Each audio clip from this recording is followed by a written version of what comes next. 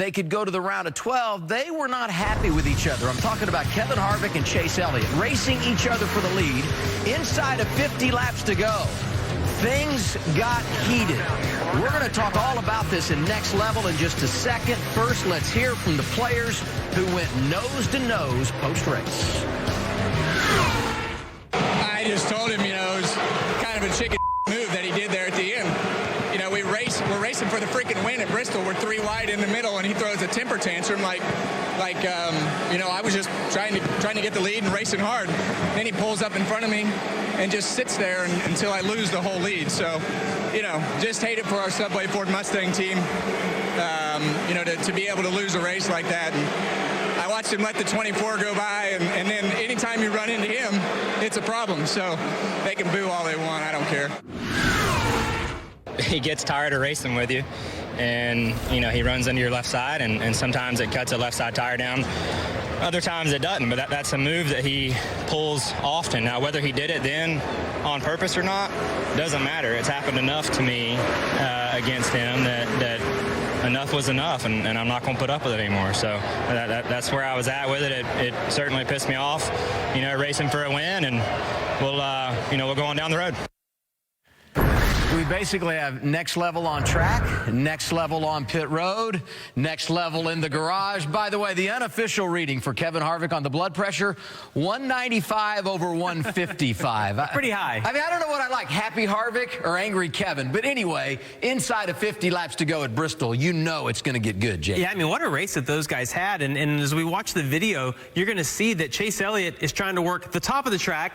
Kevin Harvick is faster on the top, but he's able to work the bottom down in some of that traction compound, is able to roll the bottom. They had a great race. Almost 10 laps they ran like this. And you see Chase Elliott gets a huge run off the top, is able to get back in front of Kevin. Kevin goes back up to the top and starts working to get another run of him.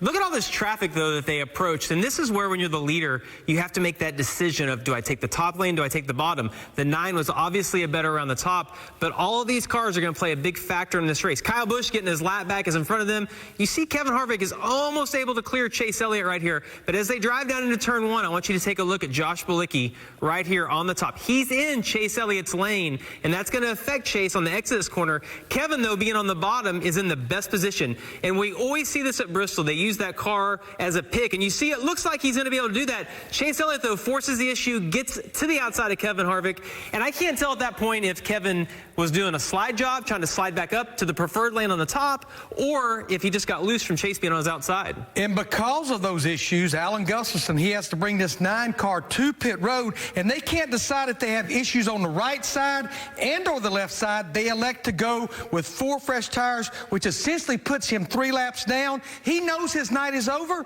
but I think he knows he still has some work to do when he gets back out on the race. Oh, and it gets interesting when he pulls back out on the track. He's able to pass Kevin Harvick, and we assume he's just going to drive away, but that's not what happened. He actually stays right in front of Kevin, and for the most part, he appeared to run the speed he needed to back Kevin Harvick back up to the 5 car of Kyle Larson. And I heard Kyle Larson say after the race that he almost thought that Harvick was maybe, a little scared to pass Chase of maybe some retaliation that would happen here, but he ends up backing Harvick up to Kyle Larson, who gets a little bit of a run and is able to get by him for the win. You know what Chase was doing right there? He was throwing a temper tantrum. That's exactly what he was doing. Hey, that sets us up perfectly for our RaceHub fan vote question of the week. We want you to play along on Twitter at NASCAR on Fox.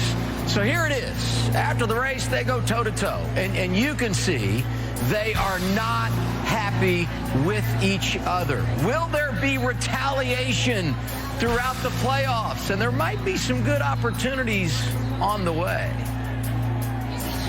I love this poll question. I mean, I love it because, you know what, you would think maybe cooler heads will prevail, but based on what I saw the other night, who knows? I don't know. And as a driver, you have an idea of what you're thinking moving forward. What's your thought process here? Well, I think it depends on which side you're on. I feel like Chase kind of got his retaliation in this by, costing Harvick the win. And if it was Harvick 10 years ago, I would say he's definitely going to retaliate. But it was just so weird that, first off, it looked like they were going to fight, and they didn't fight. They talked. They both kind of said their side, and then we saw them go to the garage and start having a conversation. And then it was the weirdest thing ever. They ended up in Chase's trailer having more of a discussion. I thought as I watched Kevin go up to his car, to Chase's car, I initially thought they're going to fight. But I think Kevin was going up just trying to figure out why are you so mad? But what we found out in the interview is that this had built up from 2 or 3 weeks before, Larry. Yeah, I've got to say, I've been doing this a long time. I've been a part of drivers that were mad at each other, part of drivers that were mad at my driver. I don't think I ever saw my driver go up in another hauler with another driver trying to sort things out. But I am proud I didn't pick my phone up yesterday morning and see a Twitter war between Harvick and Elliott. And you know, I am not Team Harvick. I'm not Team Elliott. I'm Team Bristol. And that's 30 to 35 laps to go racing for the win. But I guess if I was Rodney Childers, I was Alan Gustafson, what I would encourage my driver is we've got a big task at hand.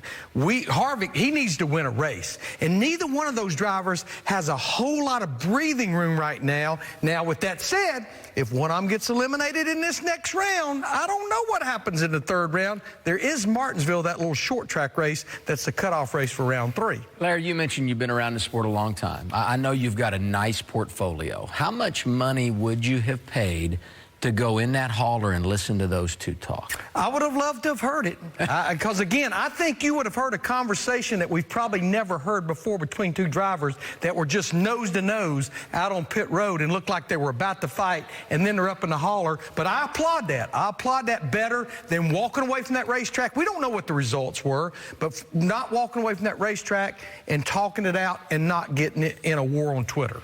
For more great NASCAR on Fox content, subscribe to our channel. It's somewhere right around here.